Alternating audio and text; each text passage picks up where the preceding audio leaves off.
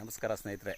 ಈ ಒಂದು ಟೊಮೊಟೊ ಬೆಳೆಗೆ ನಮ್ಮ ಮೋದಿಕೆನ ಅಗ್ರಿಕಲ್ಚರ್ ಪ್ರಾಡಕ್ಟ್ ಆದಂಥ ಆಕ್ಟಿಮ್ಯಾಕ್ಸ್ ಝೈಮ್ ಗೋಲ್ಡನ್ನು ಬಳಸಿ ಅತ್ಯದ್ಭುತವಾದ ಬೆಳೆಯನ್ನು ಬೆಳೆದಿದ್ದಾರೆ. ಆ ರೈತರನ್ನ ಮಾತಾಡ್ಸೋಣಂತೆ.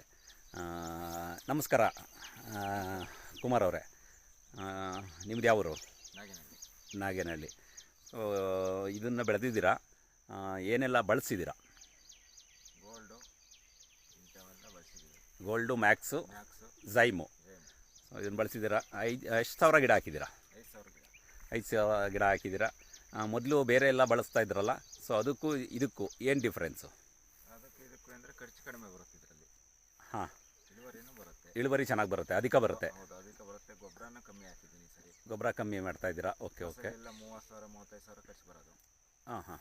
5,000 ಗಿಡಕ್ಕೆ 30,000 ರಿಂದ 35,000 ಖರ್ಚು ಬರೋದು. ಈ ಸರಿ ಒಂದು 15,000 ಬಂದಿದೆ. 15,000 ಖರ್ಚು ಬಂದಿದೆ ಟೋಟಲ್ಲು ಎಲ್ಲ ಸೇರಿ.